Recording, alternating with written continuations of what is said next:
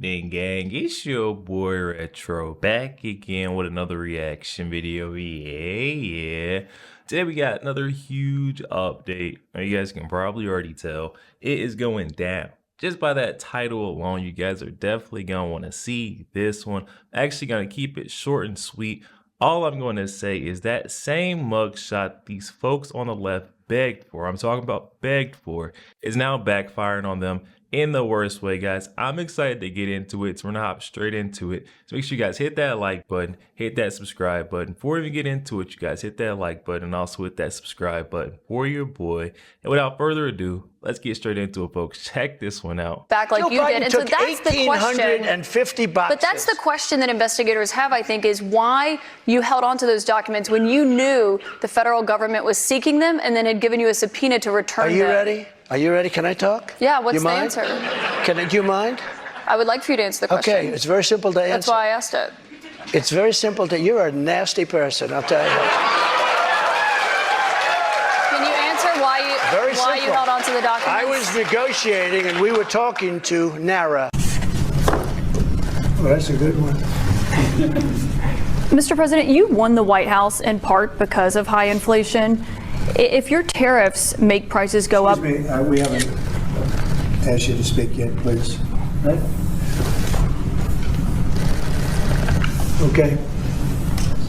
Go ahead, please. You won the White House in part... Go ahead, please. Mr. President, you are meeting Prime Minister Modi of India this afternoon. What kind of trade and tariff relations you would like to have with India, and what's the vision for India? Well, yeah, India traditionally is the highest, just about the highest tariff. Since capital. Caitlin, what does that mean? What's George Soros trying to do with the immigration crisis? Good morning. Okay, so George Soros is this foreign-born left-wing guy who essentially wants to change the nature of our country. And in this data dump, one of the memos was about the refugee crisis. And they made 3 points. They think that they've been successful at influencing immigration policy across the world. They think that the refugee crisis is an opportunity to continue doing so. And they think the refugee crisis is the new normal. And George Soros is this guy who is a staunch advocate for open borders.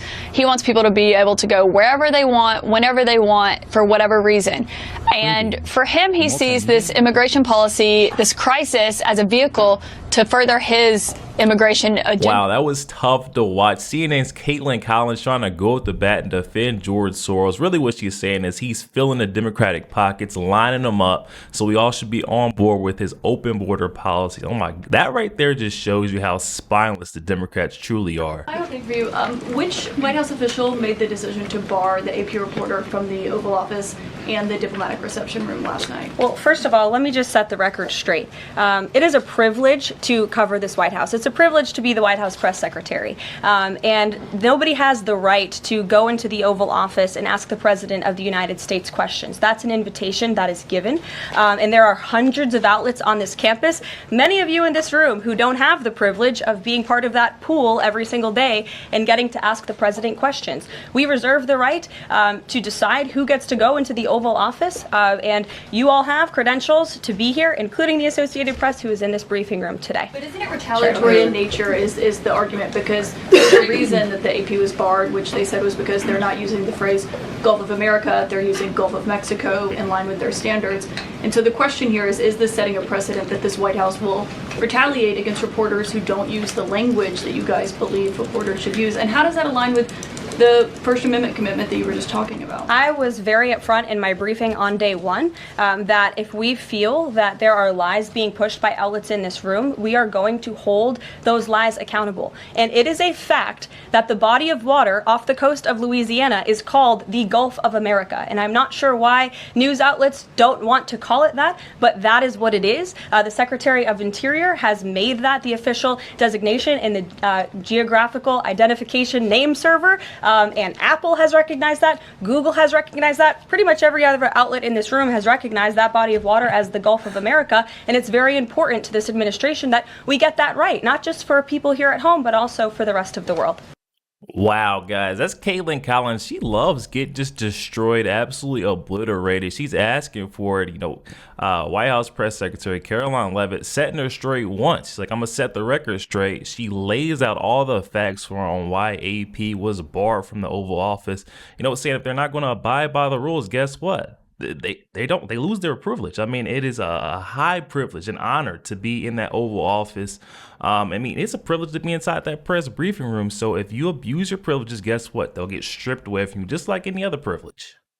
Into this administration that we get that right, not just for people here at home, but also for the rest of the world. On your cabinet, sir, we saw Robert F. Kennedy Jr. get confirmed. He's going to come in here and be sworn in. Mitch McConnell has now voted against several of your nominees. He voted against RFK Jr. as the next health secretary, citing conspiracy theories. What's your reaction to that? Well, I feel sorry for Mitch. And I was one of the people that he wanted to go to the end and he wanted to stay leader. He's not equipped mentally. He wasn't equipped 10 years ago mentally, in my opinion. He'd let the Republican Party go to hell. If I didn't come along, the Republican Party wouldn't even exist right now. Mitch McConnell never really had it. He had an ability to raise money because of his position as leader, which anybody could do. You could do it even, and that's saying a lot. But the fact is that he raised money and he gave a lot of money. Oh my goodness, talk about a burn. Just compared CNN's Caitlin Collins saying, hey, the job he's doing right now, it's not tough to do. Guess what? I think even you could do it, and that's saying a lot when I don't think you can do much. Oh my goodness. And the look on this journalist's face, this Mike guy, oh my goodness. I gotta hear it again. Ability to raise money because of his position as leader, which anybody could do. You could do it even, and that's saying a lot. But the fact is that he raised money and he gave a lot of money to senators, and so he had a little loyalty based on the fact that as leader you could raise a lot of money. Speaking of that, this is another notable media moment that took place yesterday between Donald Trump and CNN's Caitlin Collins in the Oval Office. Listen to this. Mr. President, you won the White House in part because of high inflation. If your tariffs make prices... Excuse me, we haven't asked you to speak yet, please. Right? This should have never been allowed to happen. I know he's a friend of yours. But couldn't Putin just withdraw his... He's a friend of CNN. Yeah, and the notable part of that, Joe, to me, wasn't Donald Trump saying that Joe Biden is a friend of CNN and Caitlin Collins. It's the fact that the time that she chose to speak out, it was before she was called upon. I believe there is decorum when you're in the Oval Office meeting with the president, and there is a time to speak, and she sort of chose to violate that? And Caitlin Collins should know that because she was a White House correspondent during the first Trump term. And then Joe Biden comes into office and suddenly she couldn't run from that room fast enough. But now she's back to hold the powerful accountable because Trump is back in. She's there to make herself the story. She is a recycled version of Jim Acosta. Look at me. No other reporter there jumped in to ask a question. Only Caitlin Collins did because CNN wants to be a part of the story because that's worked so well for CNN to this point. Here's what I know. Since 4 years ago this time in 2021, CNN's primetime ratings, which include Caitlin Collins' show, is down 85% from that time. No one trusts that network anymore, to Trump's point. He's exactly right, guys. No one trusts that network, and no one trusts a lot of these mainstream media outlets, these legacy news networks. I mean, they've been lying. They lied to these folks all throughout that last campaign cycle, covering up for Joe at first, and then they threw Kamala Harris in there saying that she was up for the job, that she could go toe-to-toe with Donald Trump and actually had, a fighting chance. But we seen at the end that was not the case. And, those folks that were left lied to, they feel that hurt. They feel that anger of all that gaslighting and manipulation. They turn their backs on these news networks and they're turning towards, independent journalists like myself, YouTubers, folks on, Twitter, X, all these different platforms because it's way more reliable. Well, this is quite a story we have for you. This just out. It was a photo that was taken yesterday in the Oval Office. So zoomed out, it just looks like an ordinary photo, right? You see the president there with Modi, the Secretary of State, just a meeting. But when you zoom in into that door, what you see captured in that red circle is the mugshot of President Trump. Now, this is a rather interesting place. This is called Outer Oval. This is where pretty much every guest, with few exceptions, walks through. Then to the left, you see the top of a grandfather mahogany clock. And then you walk into the Oval Office, meaning just about every guest, with few exceptions, some enter the Roosevelt Room, will walk past the Fulton County mugshot of President. And I mean, like, this right here this is the definition of base. That same exact mugshot. They tried to, keep Donald Trump out of the Oval Office with it. Now that he's in there, he's got it hung up. That's the definition right there. That's what Donald Trump is supposed to do. Remind these folks what they really tried to do to you, boss. Room will walk past the Fulton County mugshot of President Donald J. Trump. How is that for irony? You know, Tommy, I look at this and there's so much symbolism here because Democrats tried to destroy this man, and that photo captures that endeavor. They did not destroy him. He is hanging up the photo in outer oval that Democrats in Congress, senators, will have to walk by when they meet President Trump in the Oval Office. Back and forth. He's trolling the trolls, and it's so epic. I love it so much, but I think it's also not even just for him a sign of resilience, but for the American people as well. That was a turning point, that mugshot. There's a reason he was so proud of it. He didn't look at it like you typically look at a mugshot. He looked at it like a badge of honor. He marketed it. It was a big moment for him in a campaign season of so many moments. But it is also indicative to the American people, so many that have felt beat down, that have felt run down, that have felt stepped on and squashed by this behemoth that is the federal government. This is also a picture for them, reminding them, hey, look at all the things that Donald Trump went through. I can get through it too. He has an army of people behind him. Republican, Democrat, Independent, doesn't matter.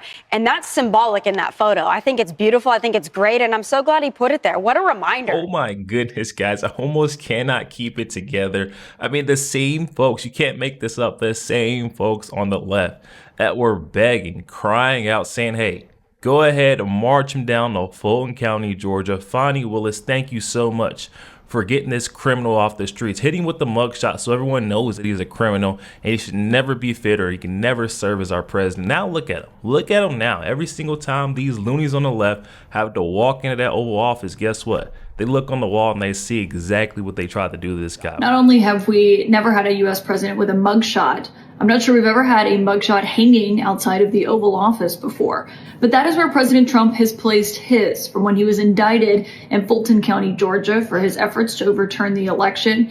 We learned a few days ago he has a framed cover of the New York Post with his mugshot just outside the Oval Office in what is known as the Outer Oval. Now, we discovered this when he was greeting the Indian Prime Minister. They were seated in chairs in front of the fireplace in the Oval, but just over the shoulder of his chief of staff, Susie Wiles, you could see the president's mugshot there as he has it framed.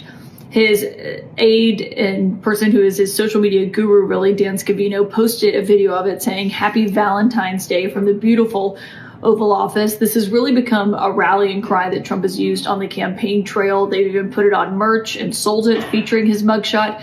And now it has a home outside the Oval Office as well. Yo, there we have it, guys. Oh my goodness. I swear I cannot keep it together with the amount of liberal tears that we've seen in the last couple weeks since Donald Trump has walked down those golden escalators. It just seems like they've all been crying. We got Caitlin Collins now, boo-hoo, cried me a river about Donald Trump posting the infamous mugshot right outside the Oval Office. I mean, you guys asked for this. Now you're crying because this guy's not ashamed of it? I mean, what do you want? You know, it seems like this guy cannot win. If it's not the Trump derangement syndrome, it's not the Doge derangement syndrome is a new term that I learned recently. It definitely is real. We've been seeing the way they freak out on everything, every step that Elon takes. Now it's the Trump mugshot derangement syndrome we're seeing here, y'all. I don't know when they'll just learn that Donald Trump is in charge.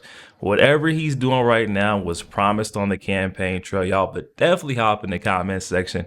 Let me know y'all thoughts. Also, make sure you guys hit that like button, hit that subscribe button. If you enjoy more content like this, catch you guys on the next one.